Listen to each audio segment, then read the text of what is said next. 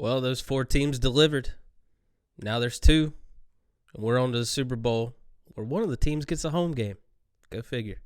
Of course, it'd be Tom Brady being the first person to play the Super Bowl at home. Who else would it have been?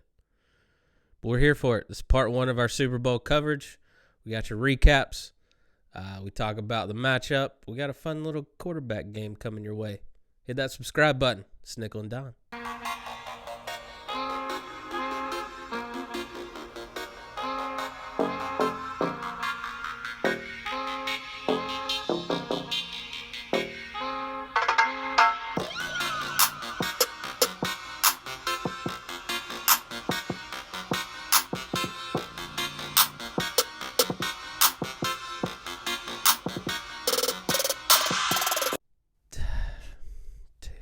Two teams left, huh? two teams. One of them being your team, huh? Yeah, one of them happens to be my team, and we got the victory, Drew. And hey, listen, y'all gonna get plenty of me, okay? Y'all gonna get plenty of me because we are gonna break down all 2 of these games, and it was a lot going on, Drew, to say the least. It was a lot going on. Definitely more.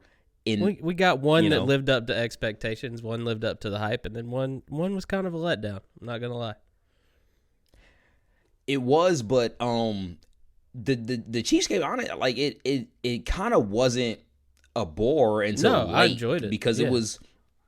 Yeah, it was. Well, especially because you were in the right household. That's why you enjoyed it. But no, it was kind of crazy. Which we'll break it down. We're gonna talk it. We're gonna talk about it all, man. But Drew, how are you feeling going into the Super Bowl week? Like just straight feeling off the top, right?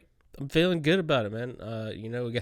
We got 2 episodes to break this all down, so I want to pace myself. But we get Mahomes and Brady in the Super Bowl. What more can you really ask for? We got some fantastic quarterback matchups throughout these playoffs, and just the cherry on top is, everyone's deeming it the GOAT versus the new GOAT. So it's from entertainment, It doesn't get any better than this. Yeah, and Brady's been to apparently he's been to a lot of Super Bowls, man. Like, you really don't think about it, like, in terms of total volume, but it's ridiculous. It is ridiculous, man. It would be very annoying if he wasn't on my team, but just admit it on camera. Admit it. You hated that man last year. Oh yeah, Okay. I was in the Brady fan club or this fan club like everybody else was. You know what I'm saying? Like it wasn't that, and then it was like, oh wait, well we could get Tom Brady though. So now it was a mixed bag of feelings pretty much all year, and then he started being Florida man and showing up in people's houses and started really endearing himself to the Tampa Bay faithful, and then started coming out gangbusters, and since the bye week, drew 7 straight victories, 3 on the road. Jesus, for this team. Yeah, no, hats off. That's tough to do. I saw some alarming statistic today where Tom Brady has more wins in the postseason since he was 35, 35 and on. He has more postseason wins than any other quarterback throughout their whole career. Yeah. Yeah. And the crazy thing about that is that why Tom Brady has the 35 to 44 age group completely energized. You know what I mean? Because if they see that, that's just oh man, we ain't done yet. We ain't done yet. That's why you see all the testosterone commercials. Don't tell me he's going to be doing Cialis commercials. Viagra sales. Yeah, Cialis sales through the roof. It's all lining up for those guys, and they're really not trying to let go of the spotlight to the younger version of the millennial. It's Tom Brady really holding this whole thing up here. So, kudos to that guy. Yeah. And I just got in the group, so I damn sure ain't trying to let it die out now. Yeah, right. I just got here. We got plenty of life left after 35. But, I think we got to talk about it. It was a fun game, a lot of passing. Each team abandoned the run for the most part. Tampa Bay had 76 yards on the ground. Green Bay only put up 67. That three-headed monster, Jones with 27, Williams with 23, Dillon only had 17. I thought he was going to be a little bit more of a workhorse. And then you got to worry about, Jones fumbled twice lost one. Yeah. It was definitely more of Jordan Whitehead forcing those fumbles than it was Jones fumbling himself. We got to give that man credit. Yeah. And he actually injured his shoulder. I think everybody can see now the things that I have been talking about with this team all year, because there's nowhere else for your eyes to go. You know what I'm saying? Like, it's the only game in town. It's the last game. Eyeballs are on your team, so you get to see a lot of these young stars that nobody knew before. Yeah. Drew, you got to admit the defense stepped up. Oh, really, I mean, as we break down this game more, it was really the defense more so than it was the offense, even though we had a couple good offensive performances, I think. But defense definitely stepped up. Yeah, I mean, the 2 games that y'all played Rodgers this year is the most frustrated I've seen him all season. You know what I mean? You got to him 5 times. Yeah. I think both times. I think he got to him 5 times in the first game, 5 times Sunday.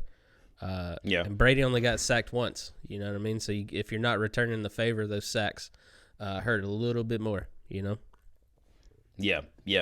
And I mean, it seems like we just we actually just started getting into breaking down the game, but I mean, to me, let's get into a couple of these takes right now. To me, this game, it really felt great from a Bucs standpoint. Once Evans scored, Drew, and the Bucs were up 7, and then on the very next possession, I want to say on the next interchange, Shaq Barrett gets the effort in the coverage sack. Rodgers on 3rd down. I think it was 8-19 in the first quarter.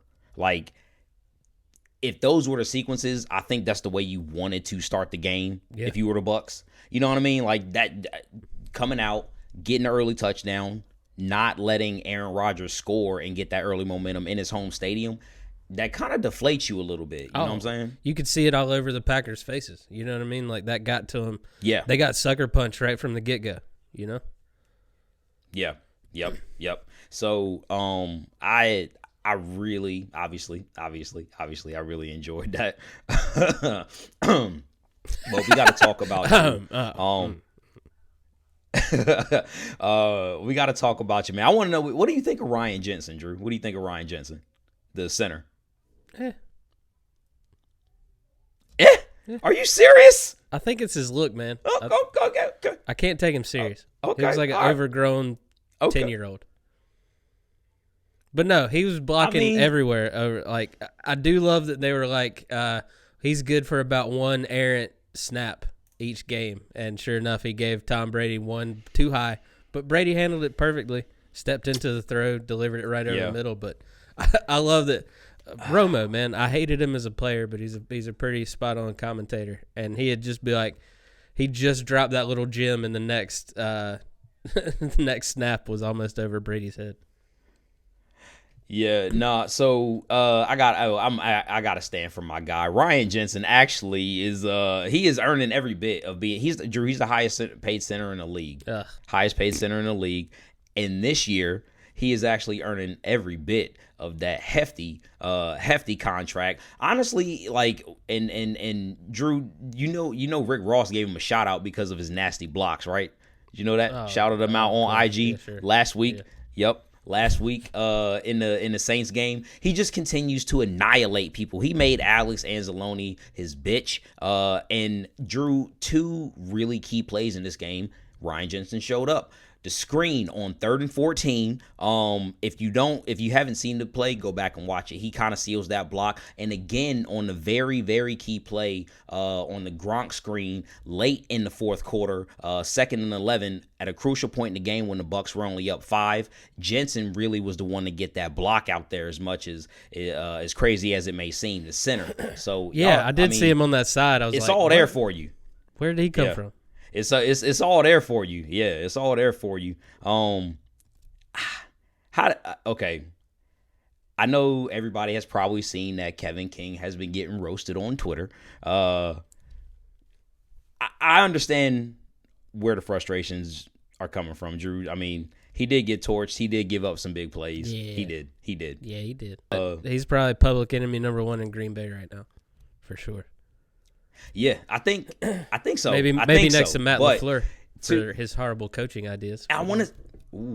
Ooh, yeah. We definitely gonna talk about LaFleur, but for as crazy as of a game as Kevin King had, I mean, and this was to make it worse, like I think this was a contract year for him, so that is not going to be fresh on anybody's mind. But for as much as people somebody want to go get him for a discount, Kevin King, apparently, but this is I got a little caveat for him. So for as much as people have been torching him, he actually saved a game, like saved a touchdown. He had a touchdown saving tackle potentially on 2 different plays on some plays on the outside as well. So I mean, if he doesn't make the play on the Scotty Miller screen and again on the Fournette screen, it might have been 2 more TDs. So the game might have been more lopsided than it was. So it was nice to see Chris Godwin having a 100-yard game.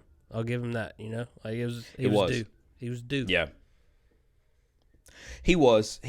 I was sad he didn't get a touchdown, and then he still had. I want to say he had a drop, or a lot of the boys had drops. Drew still, you know what I'm saying? And it was like it was a tale of 2 halves because Brady came out fired. I want to say he had 200 yards in the first half. Came out through 3 picks in the second half. 3 picks, and the crazy part about it is, and I'm gonna talk about the picks here in a second, Drew, but I'll give you this. Brady threw 3 picks in the second half. We were up, and it did not matter. They couldn't capitalize at the on end of the day. They couldn't take advantage. They could not capitalize. Y'all's defense looked scary. Tampa's defense looked scary last night. Yeah, and I think that's what, in the end, I want to take away. And we got to talk about the Bucs and the Chiefs matchup, and I'll leave it at that before I really break it down and get into it, but. That I think if you put that sentence out there, Drew, that we turned the ball over 3 times in the second half, did not lose the game on the road at Lambeau Field in the championship game in the playoffs. But it's kind of crazy, Drew. What did you think about Brady's picks? Where were you at with that? Like, what were you thinking? I think he managed the game nicely. You know what I mean? Like, I think it's like he was trying to take some risks and really blow the game open, and the rest of the team wasn't on board with it. Like, I felt like he jumped in the deep end, and the rest of the team was like, I'm good. You know, like I think there was some passes that were dropped, and there were some passes that were deflected that weren't necessarily his fault. Yeah, he like in. That's interesting. Like I guess I wasn't even thinking about it from that standpoint, but like I guess that's what fresh eyes will give you, you know what I'm saying? Like I had everything riding on the line, you know what I'm saying? I couldn't see straight. Well, I mean, how'd you yesterday. feel? How'd you feel about how he played the game? So, and that's the crazy thing is like and I think you said it, Drew. I think he was there in the first half. Like, I don't think and I just talked about a second ago, like, you could not have started the game any better if you're a Bucs fan. Like, the way the game looked going into the half, or even after the half, Drew, because we got to talk about it even more, the turnovers. Like, I thought the game could have been blown out. Yeah. You know what I'm saying? So, like, I think Brady did let them back into the game. He did give them opportunity, but they really didn't take advantage of it when they should have, thanks to the defense. But he got them boys involved in the first half. The second half, he was making some errant throws, man. I mean, like, let's just call a spade, and he cannot do that going forward, Drew. I mean, how many picks has he had on the season? You know what I mean? Like, everyone talks Jameis Winston 30 because he put up a solid 30 number, but I mean, Brady had. I want to say he had like maybe 12 or 13 picks, more than Brady normally has, but I want to say that's partially first year, partially no offseason, partially new offense, Bruce Arians' offense, you know what I'm saying? Which kind of, a lot of first-year quarterbacks tend to throw a lot of picks in his offense, so it just, he's halfway there, including the postseason. He's thrown 15 picks. Yeah. He and we got to give him, obviously you have to give him his due too. He still threw 3 TDs, and I mean, sure. And he's spreading the ball out, man. That's what I love, is he's making sure everyone's happy, everyone's taken care of. He is, and the call by Bruce Arians, like me, I was on the couch, Drew, at the end of the half, You're sitting there in 4th down. We have nothing to lose. They come out with the punt team. I'm like, go for it. You got to go for it at that point. And then they pull the team off the field. And they're like, I guess they kind of realize what everybody in the world knew. Right, we got to go for it. And then they put the team back on and they chuck it, thinking they might get a pass interference call. I don't know how. This is one thing, is I don't know how you cover or don't cover single high safety, or you have a single high safety in that position of the game, knowing we about to take a deep shot. Scotty Miller, the fastest guy on the field, gets behind the defense. How do you give that up? How do you give that up? Yeah. And we took advantage. Touchdown before the half, 1 second left to go. They turned the ball over coming out of the third quarter. You know what I'm saying? Yep. And then like give us the ball back. We up 28. You know what I'm saying? And then the picks start happening. What how many times, just ballpark figure, do you think on the flip side of this is LaFleur going to have to answer for that field goal between now and next season? Oh man, I think it's like it's going to be a constant question, Drew. Yeah. I think it's going to be a constant question because he's the head guy. Yeah. You lose by 5, you know, you got to think, you got to go for it, because if you give Brady the ball back, you're not getting it back unless you go to overtime. He's not giving that ball back at the end of the game. You know what nope. in your mind told you based on the game? Did you think he was going to throw another pick? No. Come on. You had to know Brady was going to die on that field before he turned that ball over again at the end of the game. So you got to go for that touch. I mean, yes, I'm not a head coach. Yes, I'm not in that, in that moment. Nothing was riding on it for me except for my locks, which right. I took a dive on that game. But you got to go. You got the MVP of the league, man. It was clear, Drew. It was clear. And I think Aaron is going to. You saw that frustration. Not forget that. You saw that frustration. Yeah, he was very frustrated. That was real. Like he did everything he could not to be like, I want out right now. I want to pack my bags and never come back to this place. Yeah. Well, I'm glad he didn't do that. But I mean, so quick aside here, we have to ask the question. No. I think we might have that coming up later. We got a fun little quarterback carousel game coming up later. So we'll dig into that. We might have that coming up later. But Drew, I mean, I think he has to answer for that. Aaron Rodgers was clearly frustrated. Yep. But can you imagine if they draft another, go through this draft one more time and don't get him any more weapons? Yeah. I think they have to sell out for skill position players. And that's the crazy thing, man, is like maybe it's going to be a very interesting offseason. I can't wait, man. We're going to stay with you this whole offseason because it's just too good to put down for even a second. So stay tuned for that. Yeah. All right. And, talk about the other game that happened on Sunday. Not as exciting per se as the first one, but we got Buffalo 24, Kansas City 38.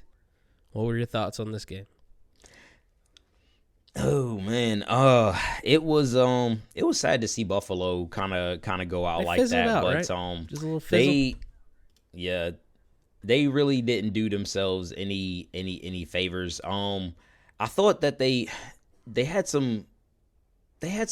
a good strategy, and then they came out like they were up 9-0. Like I think that actually started out exactly how you wanted as well, and they couldn't capitalize, man. The Chiefs, like they do a lot of window dressing in there. Like that's one note that I had is they do a lot of window dressing and like their pre-snap motions and before and after snap, and like you have to pay attention because the Buffalo defense, for as good as they were against Baltimore, they were out of position a lot. Like they were getting torched over the middle of the field. Did not expect that. 38 on that defense, like that's something. Yeah. And they were playing well, man. They were playing well. The Bills, like they kind of had no idea where to focus their energy after that Hardman or after Mecole Hardman started torching him. Like he did have that fumble, for but coming back, muffing that punt, and then just being like, okay, I got this. Way to come up in a big spot. Yeah, it was a way to come up in a big spot. I thought that the Bills had a lot of opportunity to get Mahomes, man, to be honest with you, and they just missed him. Like the pass rush didn't do the job, but they had their shots. They had their chances to get him, and he would just sidestep, make the throw, sidestep, improvise. Yeah. And I mean, do what he does, but you got to contain him. I think the offense will look very different if you actually get those shots on Mahomes the first time around and don't allow him to move around and sidestep. So, word to the wise, man. They only sacked him. They only sacked him once, and he didn't even lose any yards on it. Yeah. Which, on the other hand, Allen got sacked 4 times and lost 53 yards on those 4 sacks. That hurt. That definitely hurt him. That hurt him, man. He had it just. I wanted so much more for Josh Allen, though. You know what I'm saying? Like, I wanted so much more for him. Yeah. He had to throw the rock 48 times, Drew. Yeah. Yeah.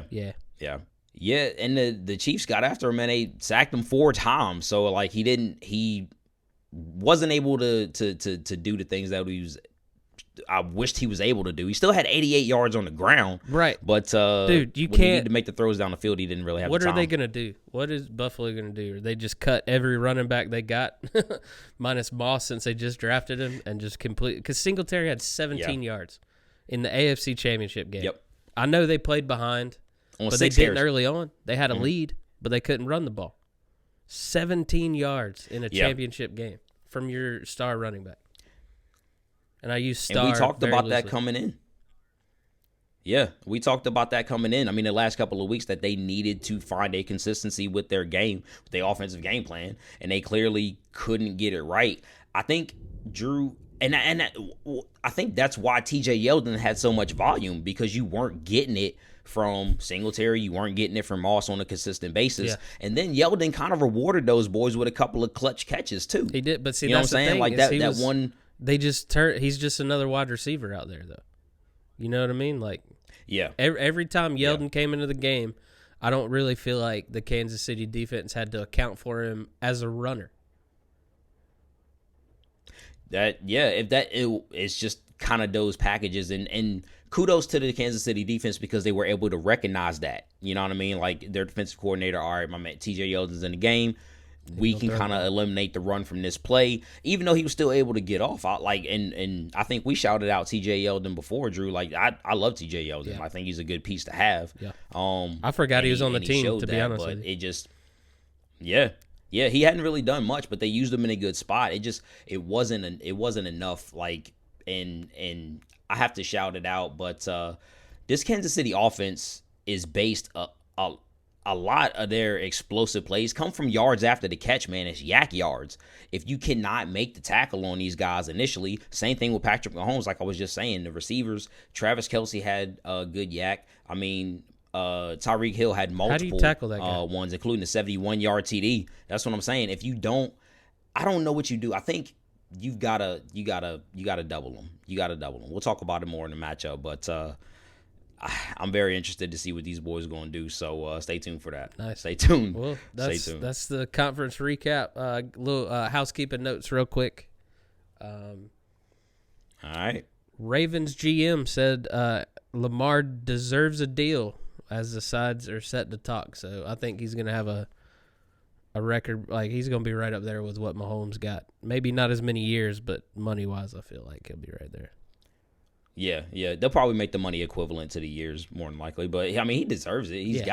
They got to pay him. You don't talk about Baltimore if he's not their quarterback. You know what I mean? Yeah. The Chiefs' left tackle Fisher tore his Achilles. He is not coming back for the Super Bowl with that. And unfortunately, their other tackle Schwartz is likely out as well for the Super Bowl. Yep. So some frontline concerns. Both left tackles. What are they going to do? What are they going to do? Sean. Because Vita, go ahead, man. We're gonna get into it. Former Steelers wide receiver Bryant joins the CFL. He's an Argonaut. So that's interesting. If you've been following our Instagram page, like you should. You know that Lions and Stafford are set to part ways this offseason. So Detroit in talks with teams to get him out of town. So come to Carolina. No, you would like that. Why not? Bills wide receiver Cole Beasley played through the playoffs with a fractured fibula. Kudos to him for doing that. Jesus. That dude is sick, man. Shout out to Cole Beasley, 1,000-yard receiver on a broken leg in the playoffs. Year, having a career year and still out there doing the thing. He was making cats miss, man. Yeah. Part of that Bill. Shout out to Bills Mafia, man. Like, hate to see it end for him like that. Yeah. Chiefs safety Snead left Sunday's game with a concussion. He's in the protocol. We don't know if he'll play on Sunday. Your Bucks are expected to get Antonio Brown back for the Super Bowl, but no word yet on if Whitehead is going to play after his studded Sunday game against the Packers. He playing. Yeah, so I watched the press conference after the game, and he was obviously, because he had a lot to do with the way that we won, and he seemed very upbeat about it, and didn't, like, he made no mention. He's like, yeah, because the reporters are gonna ask him. They asked him, and he was like, yeah, it's no plan. I mean, obviously he's got to wait till. That's what he said, but you got to wait for the official word of the doctors. The doctors could not clear that man, but he said it, so. Better get in there and start rocking some blocks, baby. We need it. It's time to win. It's winning time. It's ring time, baby. Winning time. All right, well, that's it for housekeeping and our recaps. I got a fun game for you. I didn't tell you really about it beforehand because I just want your raw, gun to your head reaction real quick. I got a game called QB Carousel because we're going to be talking about it a lot this offseason. This is the stay or leave edition. So I'm going to give you a quarterback name. You let me know if they're going to stay with their respective team that they currently reside with or if they're gone. And then I'll let you know how I feel about the situation. All right. You ready? Let's run it. First up, Dak Prescott. Staying or leaving? Staying, definitely staying. Just a quick take. He's the best that they can get for their situation, right? And that's the quick take of that. That's all I got. Throw a lot of money at Jimmy G. Why not? Be the Cowboys. No, I agree with you. They wouldn't dare. I think he stays as well. Okay. Deshaun Watson. Staying or leaving? Deshaun Watson. Oh man, I think he's leaving. Yeah. I think he's leaving. He seems set on it, and in this day and age, the way that players are kind of taking control, if that's what he wants, he's going to get it, and they're about proving points. So that's all I'll say. Man, it's so weird the different scenarios with basketball players and football players. That's how I know I'm way more of a football fan than I am a basketball fan, because when a basketball player, one of the stars, is like, man, I want out, I'm like, psh, there's no loyalty. This is garbage. Why is he doing this? And a top NFL star wants out, and I'm like, good for him. He wants out. Yeah, it's kind of crazy, but like talking about that very same thing, I think we've been mingling NBA and NFL here the last couple of weeks, and it's again, it shows its head on our show. But like you were just talking about it, I think that it's actually proven points. It's a mingling of the points now. You know what I'm saying? Because like now these NFL players are seeing these NBA players, one, get these guaranteed contracts, and getting what they want, shorter contracts, and getting what they want. You made the point. I was just about to say, it took the words right out of my mouth. And they want that. And I want that for them. You know what I'm saying? Like, I want that for them. And I think, Drew, to speak to your point, what it is about that is the shield, the NFL shield has been so structured. You know what I'm saying? So when you see somebody kind of break that up, you know what I'm saying, like it just kind of makes you happy, because like it's been so team oriented for a long time in the NFL, and now you're starting to see it go the way of the players, and I like that. Yeah, because you got deemed a bad teammate. You know what I mean? Like how many players? Yeah. And now it makes you think. You look back at all these trouble cases, you know, like were they just sticking up for themselves? You know what I mean? Were they just looking out for themselves when the team was trying to screw them over? Yeah. You know, and they just got painted in a bad light. And of course, the team owns the media. You know what I mean? So the media is going to paint them whatever picture the team wants them to do. You know? Thank you. That's what I was just about to add to that point. You took the words right out of my mouth, is because, like, Drew, you're right. The team owned the narrative. Like, that's what it was. Like, if you can if you control the narrative, like, you can say whatever you want, or you can prove or unprove, or you can move the goalpost, basically. You know what I'm saying? Like, you can move the goalpost. So it is what it is, man. I just see an owner like Jerry Jones just being like, he wants to leave the team. He's a bad guy. You know, just behind the curtain feeding it into the reporter's ears. All right, I get off track. Let's get back to our quarterbacks. Next up, staying or leaving? Sam Darnold. Oh, Sam Darnold. I think. Ooh, okay. This one's kind of. It's more of a time thing. It's kind of dependent on other things falling into place, right? It really is. But if you're him, do you want to be? Do you want to be the Jets' backup plan? You know what I mean? Like, that hurts. That hurts. No, if I'm him. If I am him, I want out. But we just talked about it. The team controls the narrative. He is stuck. Like, the team can do with him what they want at this point. So that being said, I think he stays because it's a team thing, and they want to see how things shake out before they just trade him, let him walk, whatever they're going to do. Okay. So I think he leaves. I think I don't think he starts the narrative to get out, but I think the Jets are going to land one of these other quarterbacks, and I think he's going to get released or traded or be part of the trade. You know what I mean? Yeah. Okay. Yeah. So this is what I was saying though. Like, I think it's kind of time dependent. So I will ask you. I'll redirect that right back on you. Does he leave, Drew, by 2022? Oh, for sure. Okay, so you think it's going to happen sometime in the next calendar year, the next off season? Yeah, I think he's gone. Okay. I mean, it's looking more and more like, you know, if we are right and these NBA deals are coming true in the NFL, and these players are truly coming out and be like, I want to go there, and these teams are making it happen, then Deshaun Watson's a New York Jet come next season.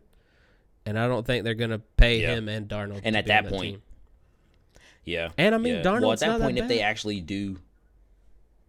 No, he's not. I don't think his story is yet to be told. I think you got more to see. Yeah. And I want to see him in a more functional system, more functional franchise, more functional offense, everything before I kind of make the decision on that. Yeah, unfortunately, he's talking about him being the Jets' backup plan.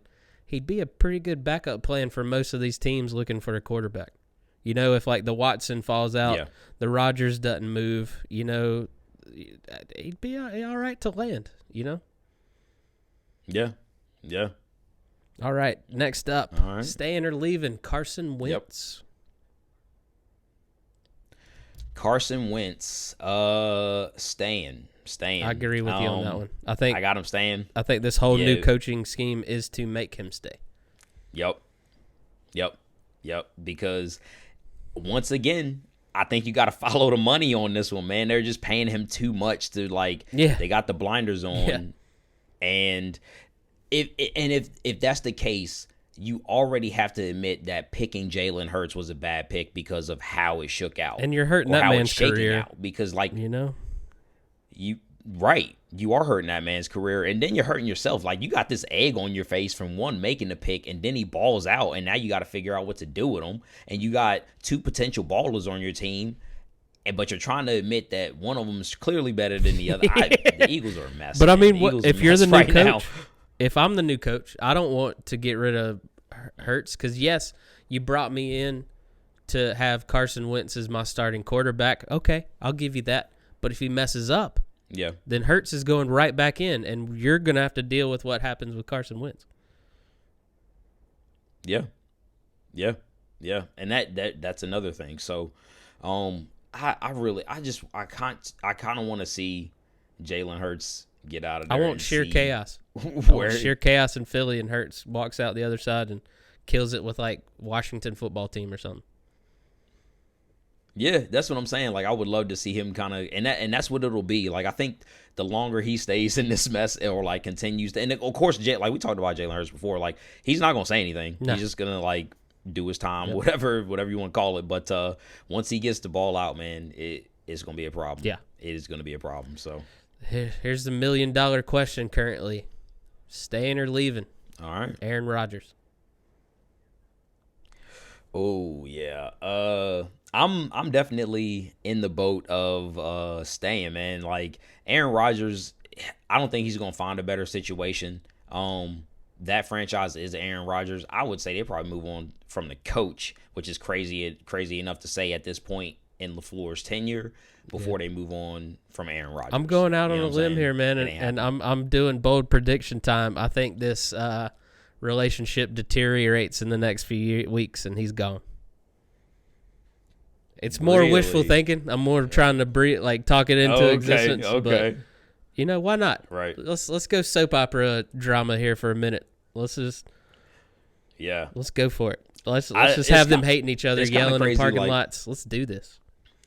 I think if that's the case, man, it'd be very interesting to see where he goes. But someone said he could go home back to San Francisco. He could, especially if San Fran doesn't really know what to do with Jimmy G. No. Like they. Could you imagine him in New England though? There. Jimmy G back or no? Aaron Rodgers in New England. If Belichick just says, well, that's the problem. So. I think he would. Belichick needs somebody. Yeah. The problem with New England now is it's not Belichick, because people would love to play for Belichick, especially people who haven't played for him before. But they don't have anybody. No, like they don't have anybody else. They got running backs, but that doesn't working do with rookies. Anymore. Yeah, you're gonna be working with rookies, man. Yeah. So like you got to see what kind of weapons they can get. I think for New England, if they get they'll probably go all offense. You probably got 2 good years before they start really getting free agents back if they hit on their draft picks. Yeah, you're right. That's funny to think that the quarterback spot in New England is not a desired spot right now. Right? It's been 20 years of it being a desired spot. Speaking of desired quarterback, staying or leaving, Mitchell Trubisky. I think I was on this train a couple weeks ago. You kind of just maybe a little foreshadowing, but that man is gone. Yeah. That man is gone. He is not going to be in Chicago next year. I agree. One-way ticket out of there. Yeah, he's gone. Yeah. Jimmy G. What's Jimmy G doing? He's staying or leaving. What's your gut telling you? Are the 49ers going to be buyers in this QB market, or are they going to run it back with a healthy Kittle and Garoppolo? I think they move on. Okay. But I don't know who they're going to get, because I don't know what the quarterback situation is going to be like, but I honestly think they move on. Now, I say honestly, but I think it's more speculation. It's more of a gut feeling. Okay. But I'm very uneasy about him staying. Yeah. I'll put it that way. Okay. So that's why I lean more on the side of going. I'm going to go with they strike out on every other quarterback, and he has to stay. Okay. That's what I'm going with. I can see that. All right. And this one might be out of the players' hands, and this is strictly the team. Last quarterback on our carousel, staying or leaving? Ben Roethlisberger. Ben Roethlisberger. Too much history, and too much going right. They were still 11-0, staying. Yeah, I got him staying too. They got to get. Staying. They got to get a running back or some kind of run game in there, or fix the offense. They got to do something. Yeah. Them and the Bills, they got to find a way to run the ball next year. They do. And crazily enough, it's in the AFC, but 2 teams who need a running back. I think definitely one, if not both of them, move up a couple of spots to get a running back at some point in the first 3 rounds of the draft. Do you think that, is it what we normally see, and 1 or maybe 2 running backs go in the first round, or are there going to be more teams desperate for a running back this year? I think because the running back market is it's a couple of real top guys and then the drop off. So I think they will be late in the first round, maybe one or probably two in the first round, definitely two in the first round. And then maybe a run a little bit late in the second round, but that could all change. I got you. So, all right, well, nice. Yeah. Thanks for playing. It's going to be an interesting offseason. Real quick, let's because we got 2 weeks, so I got a feeling we're going to talk about this a lot next week, gearing up for the actual Super Bowl. Because we got to cool our jets. We don't get football on Sunday, but it's okay. It'll be back. I just want to get your initial. We're just gonna dip our toes in this matchup and really get into it next week. How you feeling about this Super Bowl, my man? Oh man, I'm feeling like I saw what I wanted to see, Drew. I saw what I wanted to see. The defense they came to play, and to be honest with you, Kansas City, I think I talked about it. They have not been that crazy offensive juggernaut. I mean, they scored 38 last night, which really was showing some flashes there, more than what they. Right, they were, but it hasn't been as consistent as it was. It hasn't looked as easy as it did the season before, even the season before that. I'll give you that. So, I think that bodes well for the defense. The offense has to get a little bit better. They need to be, the last 2 quarters, they have to be better than that. I would want more of that first half performance, but I want a little bit more from the ground game. Yeah. Even though Fournette had a pretty good day, I need more from Rojo.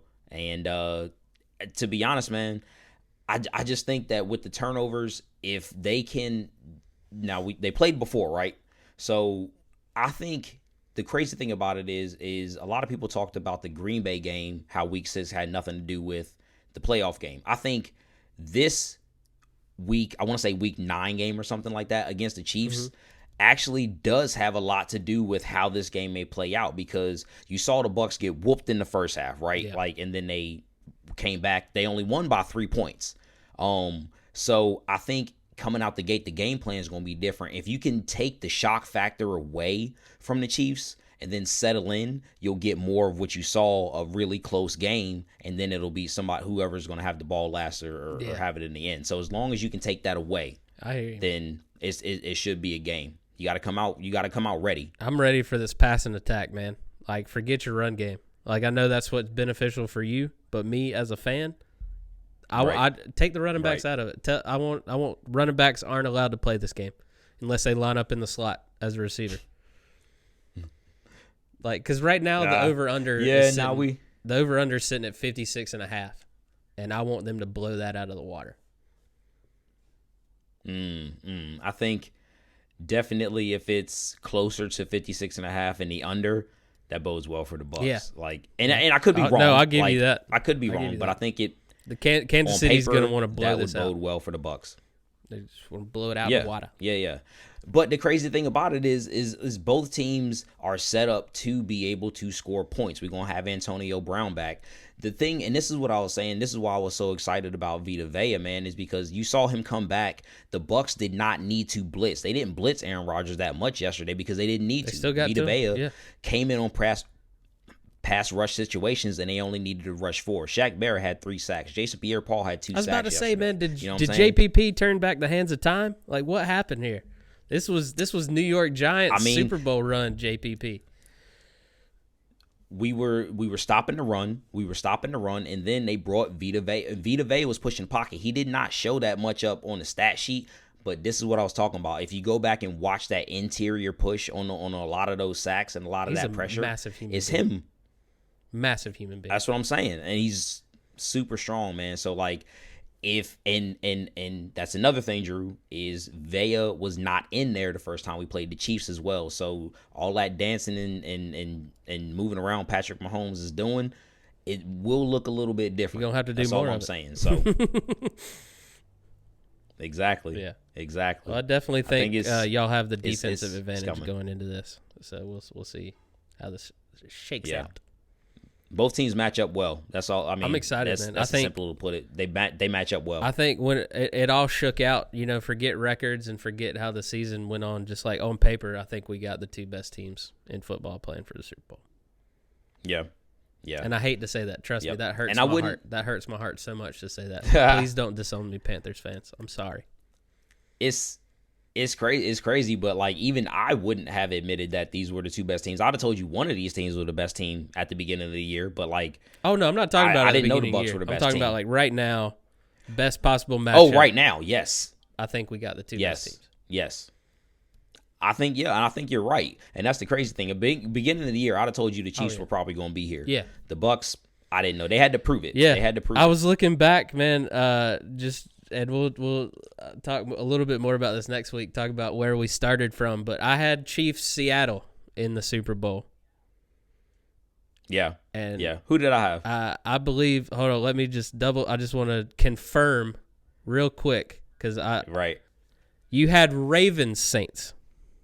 Yeah, that's what I was double checking on. So I'm pretty sure you picked the Ravens at the beginning of the year. Oh man, damn! Look at me. Yeah. Overshooting that rushing attack, man. Overshooting the rushing attack. Not bad for a running back. They needed receivers. Yeah. Not bad for a running back. Well, let's get into it real quick, man. Let's because they're gonna announce these the day before the Super Bowl. See what we think about our year-end awards. How do you think this played out? Let's do it. So where you want to go first, man? Which one you want to go first? Let's get it's a good award. It's a hearty award, but it's not a flashy award. Right. Who was your coach of the year? Okay. My coach of the year. I mean, I think people probably know I'm going with this, but the man took a 43-year-old quarterback, put him in the right system, and got him to the Super Bowl. It is B.A. Badass Bruce Arians, Big Nuts Bruce, who decides to go for it with 8 seconds and gets a touchdown before the half in the NFC Championship game. Bruce Arians, that's who my coach of the year is, and I think he needs to get it. All right, I'm going to go Sean McDermott. Sean McDermott is coach of the year. Got the Bills back to the AFC Championship game. I think he deserves it. You know. Yeah. Had they made the Super Bowl, I probably would have given it to him. But it's supposed to be for the regular season, Sean. It's supposed to be for the regular season. You know this. Those are the rules. You know these. Those are the rules. These things have a way of working themselves out. Yeah, you're right. That's all I'm saying. Right. All right. Who is your defensive rookie of the year? Defensive rookie of the year. And we'll probably have to revisit this at some point, but I am going to give it only because of the shock factor where I'm coming a little bit later, but I'm giving it to Chase Young. I'm giving it to Chase Young. Giving it to Chase Young. He deserves it. He deserves it. But I got to shout my guy out, Antoine Winfield Jr. Got to shout him out. Let me give you his stats real quick. Antoine Winfield Jr., 64 solo tackles. 64 solo tackles, still playing in the playoffs. 2 forced fumbles, 3 tackles for loss, 3 sacks, and a pick from Antoine Winfield Jr. Now, Chase Young is going to get all the yards and all the stats and that, all the rah-rah stuff. Antoine Winfield Jr., he's a legacy. I see. You should love that man as well as I do. Antoine Winfield Jr. for president. I got I see your Antoine Winfield, and I'll raise you Jeremy Chin. Jeremy Chin's winning defensive rookie. I knew. I should know you was going there with that. 2 forced fumbles, 2 returns, touchdown, 117 tackles, and a sack from a safety. Okay. I know he's not going to win. I know I'm right there with you. I know Chase Young's going to win this. He's the flashy choice. He's the right choice. Right. Per se, but Jeremy Chin deserves. Was he something. though? I think Drew, but I think Chase Young he was a force, but I want to say he only ended up with 7.5 sacks. Yeah, you know, he sucks. I mean, but it is a rookie and it is Chase Young. I think he's going to wind up getting it. But anyway, let's move on. All right, who's your offensive rookie of the year? Offensive rookie of the year. I'm glad you went right into this because this is what I was talking about, Drew. My offensive rookie of the year is none other than your right tackle, Tristan Wirfs, only giving up 1 sack. Only Tampa Bay Buccaneers only giving up 1 sack all year in the regular season. And you know who it was to? It was to Khalil Mack. And it happened on national TV. But if you go back and you look at every pass rusher this man has faced, he has dominated his competition. right tackle from Iowa, Tristan Wirfs, is my offensive rookie of the year, and he should get it. Yeah. I'm not giving it to Justin Jefferson. He's not getting it, Sir. But I hear you. Not getting it. I'm going Justin Herbert. Herbert. I mean, come on. As a rookie for the Chargers, he had 4,336 yards, 31 touchdowns, and only 10 picks. That's pretty good, right? Right. That's pretty good. That's pretty good. And they love giving quarterbacks these awards. You know they love it. Love it. I think you can only really go back and be like, I wonder what it would have been with Burrow had he played a full season. Like, would he have been close? I would have loved to seen his numbers compared. Know what I mean? The comparative numbers between those two would have been. Definitely. They're going to be compared the rest of their careers. It'd have been right up there, so it's okay. Well, I mean, yeah, we're gonna get it, but I think that's like it would have been the start. Yeah. You know what I'm saying? Like the graphic would have started itself. Yeah. You know what I mean? But we'll have to wait till next year. We gotta. All right, who is your defensive player of the year? Defensive player of the year. I'm not giving it to who many people are. I'm giving it to TJ Watt. I'm giving it to TJ Watt, Pittsburgh Steelers. That's who I got for my defensive player of the year. Okay. I'm not giving it to who you think everyone's giving it to as well. Because we all know it's probably going to Aaron Donald, but. Right. I'm going Xavier Howard, Miami Dolphins. Who you got? Oh, I think he deserves some recognition. People's choice. Yeah, 10 picks. Are you kidding me? 10 interceptions. Yes. This is a man after my own heart right here. Forced fumble. Drew. Yeah. He from a corner spot, Drew. From a corner spot. That means he was always there. Always there. Right, yeah, and shutting it down at that, man. And I think like he was part of that resurgent Miami defense that nobody really knew. And then you look at the roster and you're like, oh, Xavier Howard's there. Oh, Byron Jones is there. You know what I'm saying? It's like, oh, that secondary is scary. Scary. Yep. I mean, if they get a Deshaun Watson, it might be this. It's probably why it's one of his preferred destinations. Right? He probably was looking at that defense like, yeah, I'll go there. What, Miami? Yeah. I mean, people taking a page out of Tom Brady's book. You gotta look at the defense too, baby. I mean, come down. You gotta have it all in place. That's an interesting AFC East going forward. That's for sure. Especially if the Jets get one of these quarterbacks too. You know what I mean? Because I don't think the Jets are done if Deshaun Watson doesn't come along. There's plenty of other guys out there that I think their new head coach Saleh wants to make a splash. And I think he wants to get a quarterback in there. He does. Yeah. And I'm very curious to see, just strictly speaking from a transitional standpoint, since he was one of the greater defensive coordinators of the last couple years, what that defense looks like. Man. I want to see what he's going to do with Quinnen Williams. I want to see what he's going to do with Marcus May. A couple of other pieces that they have on that defense. I want to see it. I want to see how it turns out. See how he utilizes them. It's just crazy to think that the Patriots are going to might be the bottom dwellers for the next few seasons. Oh, and the other three teams love to see it though. Like they're going to drag. I mean, they're going to be the butt of all the AFC memes for quite some time. How many losing seasons do you think Belichick can take before he's just like, I'm out? I'm going to say 3. Okay. He can do 3. Okay. He can do 3. All right. On ego alone, he'll do 3. Yeah. All right. Offensive player of the year. Who you got? All right. My offensive player of the year is going to Travis Kelce, man.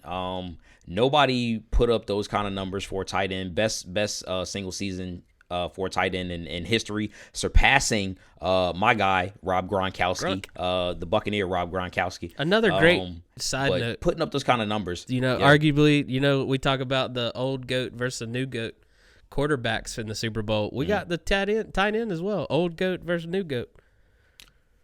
That's right. Yeah. I mean, in a way that, yes, Brady and Gronk came over and turned Tampa Bay, but they're kind of both using that blueprint, of each other. You know what I mean? Like they're kind of like The two Spider-Mans looking at each other like, you? Huh? Yeah, what?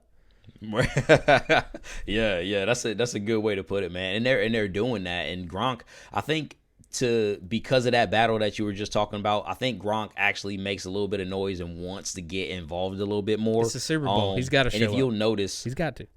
Right. As a quick aside to talking about how they've been protecting Tom Brady so well, it's because they've been keeping Gronk back there to block, man. Like Gronk has been blocking a lot in these playoffs, and it's been paying dividends, getting the receivers the looks that they've been getting. Just got to come down with them. That's crazy to think that's where he's at right now. Open. But hey, whatever gets the ring, you know. Yeah. That's what I'm saying. It's one game series. Yeah. I got Derrick Henry, Tennessee Titans, Offensive Player of the Year. 2,000 yards, 17 touchdowns. You gotta award that 2,000 rushing yards. You got to. Yeah, and I figured you'd probably go there, so I knew one of us was gonna mention him. Like, I mean, like you can't go through what he went through or do what he's done and not get that kind of recognition. So I'm actually curious to see how that shakes out, because you have Travis Kelce eclipsing most yards for a tight end in history, and then Derrick Henry being one of 8 players to get 2,000 yards in the same season. Can they be These are things that don't happen right. Oh, they might do that. You've had co-MVPs before as well. Steve McNair was a co-MVP the year I think Peyton Manning got it. So I don't see why you can't. Why not? Just make another damn trophy. Yeah. Like, just make another trophy. Yeah. All right, who takes home the MVP? Who's the most valuable player this year? MVP goes to Aaron Rodgers because he just lost. So usually they give that to the person who lost the championship game because their team's usually in it. So it happens. Yeah. Aaron Rodgers MVP. That's who I'm going with too. Because I would hate to see what that Packers team would be like without Aaron Rodgers. Yeah. And he deserves it. He definitely does. Nice. Well, that's our awards. Straw that stirs the drink, man. Now we got to see who actually wins, and see who's right and wrong here. But yeah, this is going to be fun heading into the Super Bowl. I'm not going to get your lock now. We'll do that next week. We'll go full in on the Super Bowl. But we're both sitting at 30-16. Okay. So I got a feeling you're going one way with your Super Bowl lock. I got a feeling I'm going one way with my Super Bowl lock. So I got a feeling we're going to have a clear-cut winner here come Super Bowl Sunday. Yeah. It's all I'll say is, like, right now, and it could change, is I'm feeling confident, man. Like, I'm feeling very confident. I think, the Week 9 matchup, I think, bodes well that we lost. So you are going on a little revenge hunt here. You know what I mean? Yeah, I'm ready. Yeah. I'm ready. Well, as always, chirp Super it up Bowl, with baby. Us on social media. Let's go. Do what? Nah, I was just saying, I'm just ready. I'm just ready, sorry, man. We'll come back in on that. My bad. I just heard. Yeah, well, next week we will get you ready for all your Super Bowl matchup needs here at Nickel and Dime. Follow us on Twitter at nickel_dimefb and at Instagram at nickel_dimefootball. Hit me up on Instagram at Laugh with Harrison. And as always, you can find all the past episodes, everything, and stand-up clips, sketches, and so much more at drewharrisoncomedy.com. Sean, where can they find you?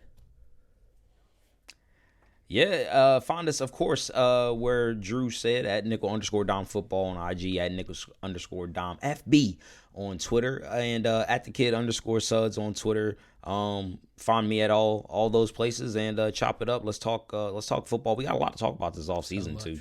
So I'm excited. We're just getting started here. So much. So hit that subscribe button, man. Yeah. See you next week.